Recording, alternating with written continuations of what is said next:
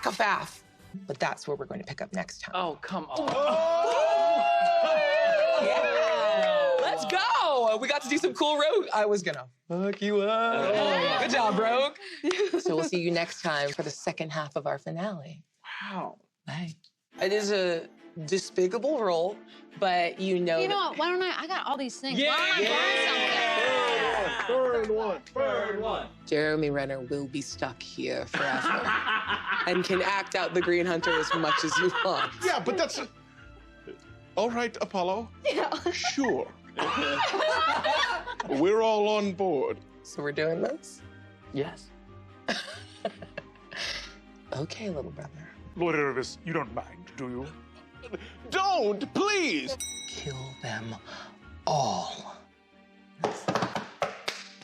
You've got it. I love you. I know. And I hope you can forgive me. I'm coming for you. But first, I have to absolutely fucking destroy my reputation. Once this is shut, the magic that we generate stays here with us. Are you ready? Yeah. Can I hear the sound effects that we hear? Of course.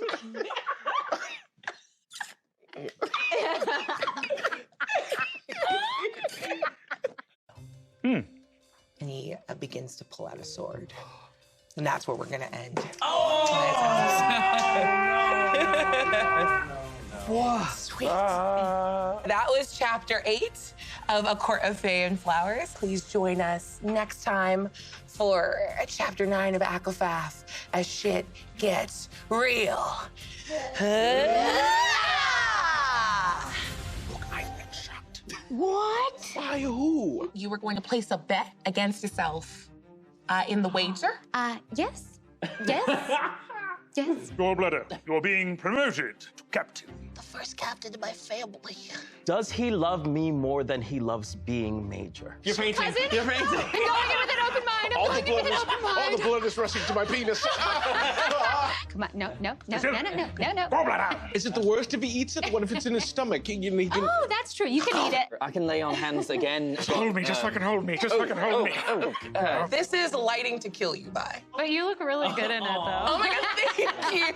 Prince Apollo, you and Centaur once entrusted us with a rather delicious secret, and I guess this is one we offer in return. Yes, that's right. You're sitting next to, and I slide my hand up onto his thigh, the airy perry. Lady Gwendolyn, you come to collect on information I may have imparted to you. What's happening? Okay. No. We have to end there. That was done. Oh, so cool. Okay, I'm excited, and there's things moving on the walls. So thank you so much for joining us for the Magical Masquerade episode and our chapter. And we'll return soon with chapter 8 of ACOFAF, A Court of Fae and Flower. I am going to start a rumor that the Prince and Hera of the Unseelie Court has found his match. Dear Lady Featherfowl, I apologize for my overly blunt response into being thrust into the spotlight. Also, my sheer panic when you asked if I was calling in the favor, and for the fog cloud and magic missile I then deployed as I fled. Oh, honey, I would have counterspelled them. This business of there not being any further blooms was not some environmental, nebulous, magical reality, but maybe an act on a court that some are saying is greedy for magic that rightly belongs to more than just themselves. I need a nap after that one. That was very good. Bit of fun. And we will see you again next time for chapter 7 of A Court of Fae and Flowers. I have heard stories that the Court of Craft is in need of magic. And at this, you hear Alvin kind of... What's that? Oh, well, I mean... But it is true that grandfather's coming. I need a match. I need to put out feelers. There is much yet to learn. Yes. My next move will be to challenge the Prince Apollo to a duel, but there are cleverer of us in this conspiracy than myself. I shall wait to make any move. My heart is beating so fast because his hand is so close to my bosom. Can I say the cloud is throbbing as I'm still picking up on your thoughts? Disgusting. Like it's 1999. Which again, you gotta tell me about. That sounds like a crazy year. And takes your hand and says, "All hail the weaver of fate, Binks Chopley." And that's where we're gonna end today's episode. And we'll see you next time for a new chapter of our Regency Fae story. Thank you.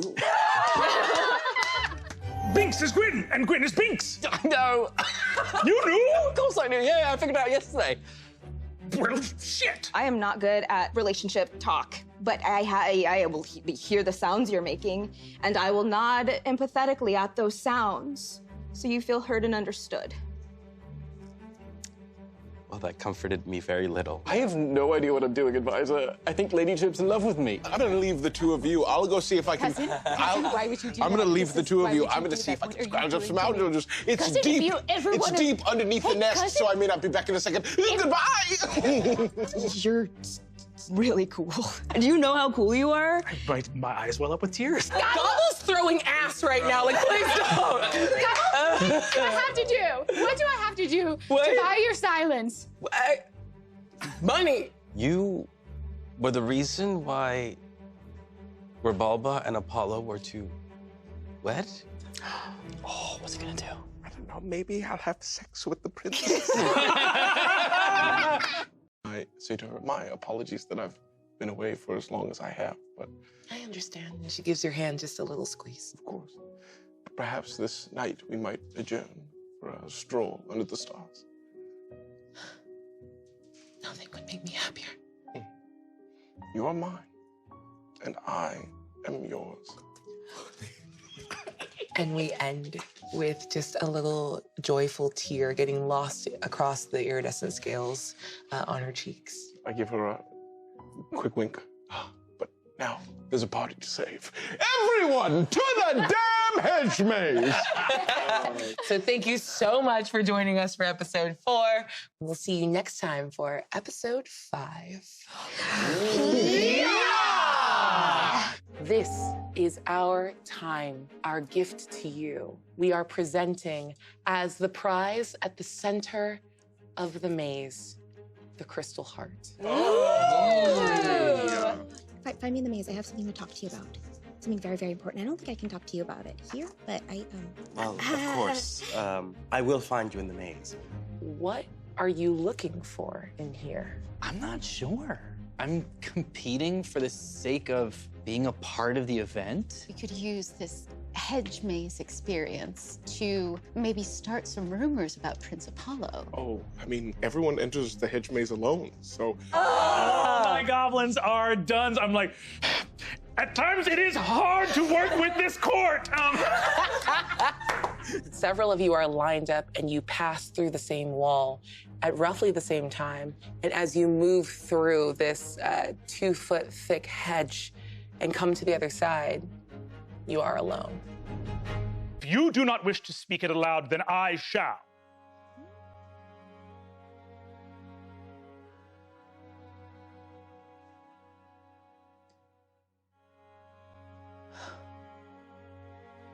Fluffy will tank the disrespect and disreputable behavior to keep her friend's secret, throw down her sword, and walk off the field. Then I will turn one last time to look at Rue and look at everybody else here.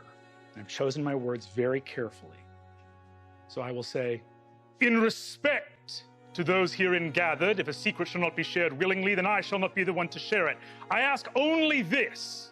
If the beautiful Viscountess Grabalba rejects a proposal of marriage, I would ask that people handle it with more grace in the future. And I walk off the dueling field. And that's where we're going to end. Congratulations. Oh, yeah! Thank you so much. Beautifully done. And we will see you next time for chapter 4 of A Court of Fae and Flowers. Bye. Each of you wakes up to a little teapot inviting you to a formal tea party. We have a new guest. Let's show them Hospitality. A rematch of our first meeting at the Battle of Briar Falls is called for. I accept your invitation vehemently, and I hope you accept my gift back, a collection of trash. My God, immaculate. Hob does seem to be potentially a very interesting connection. Definitely has the eyes of the bloom right now. I'm gonna watch out for you. You're gonna be fine. Thank you. And she immediately reaches out and grabs your hands. Oh. Don't you want to drink? Are you a human being? You didn't say. I kind of want to fail. I love that for you. Everyone to the damn hedge maze! He's going to just think real name. I won't tell you. So you admit it is not Gwendolyn. Oof. Hanging back in the woods. She didn't follow you. Duty calling in the form of the taste of lemon at the back of her tongue. Gwendolyn Thistlehop, you wait and wait and wait until the taste is almost overwhelming on your palate, until everyone else is gone. She reaches down and grabs to her side, and as she's doing that, almost seamlessly pulls up a magnifying glass. And as that motion of pulling up that magnifying glass hits here, she's transformed. Her once pink hair becomes short and cropped and spiky. Her beautiful flowing blue dress now is dark violet, and she has moth wings along her back that have the symbol of lost objects. Ooh. And she looks into the spyglass, or the magnifying glass, and she says, "Hey, Mika, what do you need?" And that's where we're going to end tonight's episode. Chapter 2, The Great Heart Hunt. I'm reading between those lines. Hot damn. There's nothing between those lines. I drank tea and went to bed. I'm sure there's something between those lines. There is not. I drank tea and went to bed. Exceptional service under duress never goes unnoticed or unrewarded. Low expectations can be just as impairing in a duel. Cousin, you've done it again. I need you to get a couple items. Can you do that? Are you sending me on a fetch quest? Well, I mean, you might have them on you. Keep your eyes trained on young Gwendolyn. She is not who she seems. Any magic that is cast by a non-participant would have disastrous repercussions. There he stands, proud and true, the hero of Briar Falls. Do you not see the battle that's about to take place? I don't think it's tea time business at this moment. Everyone's yelling a lot, and it's scaring the shit out of me. I will retire to my nest. Good day, all. You are the source of magic, and it's magic that you trade in, and they bandy it about without a care. And you think about all of the people here and other places that were starved out, that were choked out because they didn't have access to this, to a fraction of this. But your princess-like demeanor is unchanged, and you watch this exchange happen as the assembled Fae here laugh and drink and make their merry little plans. But it's all just beginning now, and you're in it. The bloom has officially begun, and that's where we're going to end our episode. So join us again next time for Chapter 2, The Great Heart Hunt, here at the Court of Fae and Flowers. Bye. I'm gonna be a good boy. It would be my absolute honor to accompany you on this hunt. And as so- we look. Oh, sorry. No, go for it. As we. You got. Yep. Everything's great. I'm gonna go check on the horns to make sure they are not too horny enough. I'm sorry? In order to get a Fae's attention, we must build a shrine. We must pay homage to it. That's what these apples are for. Oh, yes, that absolutely makes sense. What if we just make someone else fall in love with us? Or what if we're looking in the mirror? Self-love is so important. Absolutely. I need sexy help. But of course, he's so injured and needs such sexy help Oh, that thank you, our Kara. duel can wait until afterwards. Oh. Once you've done sex on the injuries.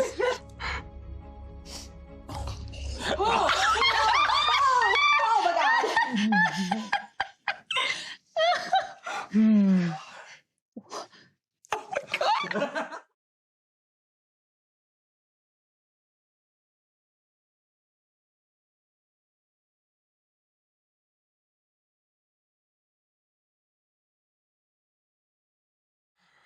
I open the door to the tailor shop and stride in, and I look around and go, "Hi, Hi. my word, this is incredible! What a display of." Well, I just figured it would be easier, right? Like just having them in the physical space, you can move them around, and then we can figure out where we should apply the sneakery and the subterfuge and all of that.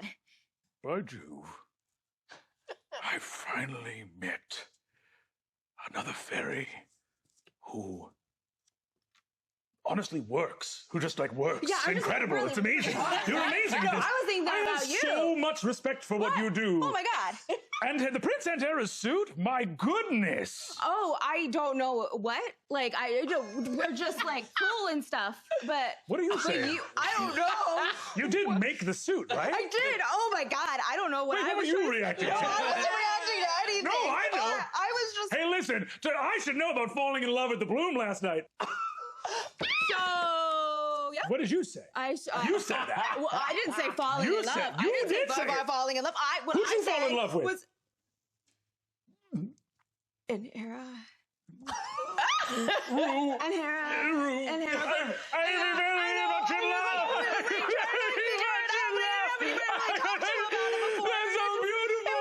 The girls, the black beauties. I was one behind my ear.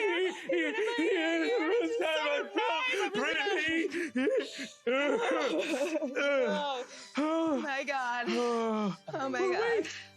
But you are the leader of the court of craft, and I believe that the young. You are. Listen, nauseous or not, you are the leader I of the know. court of craft. This is the first leadership position I've ever really held. So, and I am just, my job before was when everybody was, when the court was getting ready for their sleepy time hours, I would bring them blankets and cocoa, and we would just sit by the fire and like, wind down for the evening. But then there were fewer blankets to bring, and then there were none at all. And I was just by myself. Circumstance makes leaders of many. Most of our company here at the Bloom, I would say, were born to their position. You and I were not. Right. And by blood and fang, we will prove that we have as much of a right to be here as any. You are absolutely right. We do. We do. This figure right here, this is Centaur. Just kidding. Centaur. This is Centaur. Centaur. Now, I've heard this as well from my Lord and Lady Blemish, Lord Blemish and Lady Boyle, that the Unseelie may in fact be in cahoots with the Court of Wonder. So I heard from a kind, hospitable person that might be true as well. Hospitable rings a bell. But Wings a bell. Wings a beak.